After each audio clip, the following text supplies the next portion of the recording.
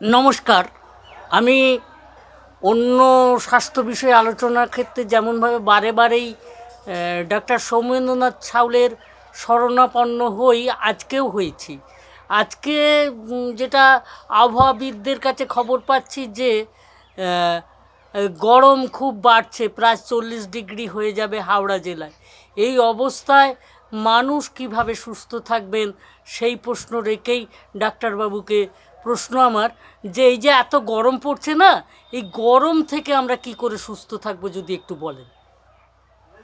নমস্কার, আমি সৌমেন্দ্রনাথ ছাউলে, গ্রামীণ চিকিৎসক। দীর্ঘ 28 বছর হোমিওপ্যাথিক প্র্যাকটিস করছি। ওনার প্রশ্ন আজকে, এই গরমে কিভাবে সুস্থ থাকা যায়। সুস্থ এবং সুস্থতা দুটো তফাৎ। 40 ডিগ্রি ছাড়িয়ে যাবে তাপমাত্রা, 40 কেন, এমনকি 42, 43, 44ও হয়ে যেতে পারে, গায়ে ফোঁসকা পড়ে যেতে পারে। সেই ক্ষেত্রে গরমে আমরা সুস্থ থাকার জন্যে বেশি করে ওআরএসের জল খাবো, গ্লুকন ডি, বেশি বেশি করে জল খেতে হবে। আচ্ছা, ওআরএস কি একজন সুস্থ মানুষও খাবে? একদম, ওআরএসও সুস্থ মানুষের খাওয়া যেতে পারে। এমনকি সবসময় হাতের সামনে না পেলেও বাড়িতে হোমমেড ওআরএস তৈরি করে খাওয়া যেতে পারে।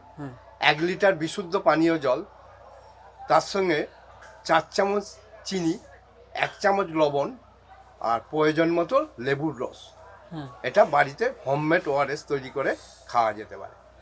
আর রৌদ্রে বেরোবার সময় যদি কেউ হেঁটে যান কিংবা টোটোয় যান, তাহলে ওনাকে আগে পোশাকটা পরতে হবে, মানে ঢিলে ঢালা পোশাক।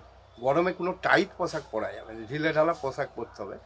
এমনকি পোশাকটা না কালো হয়, রঙের ক্ষেত্রে একটা এফেক্ট করে সূর্যের ওপর। কালো পোশাকে মানে গরমের তীব্রতা আরো বাড়ে।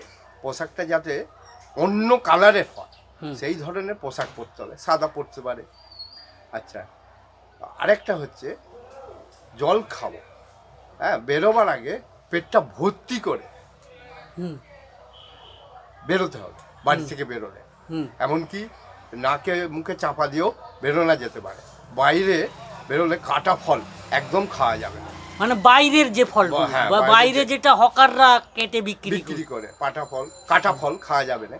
এমনকি যেটা বাইরে ওই শরবত তৈরি করে বিক্রি করছে, ওতে কিন্তু ডিহাইড্রেশন, মানে ওতে পায়খানা বমি হতে পারে। মানে ওই জলটা না খায়, পেশেন্টের উদ্দেশ্যে ওই জলটা খাওয়া থেকে বন্ধ রাখতে হবে। আর ছাতা অবশ্যই ব্যবহার করতে হবে। ঠিক, মানে ছাতা যাতে অবশ্যই সঙ্গে নেওয়া যায়, দেখতে হবে। আর বাইকে করে বেরোলেন, ওনার মাথায় যেন হেলমেটটা থাকে। এটা দুটো নিরাপত্তাই দেবে। দুটো নিরাপত্তাই দেবে। রোদ থেকে বাঁচবে, এমনকি দুর্ঘটনার হাত থেকেও এড়াতে পারবে। আপনার প্রশ্ন থাকলে আরো করতে পারেন।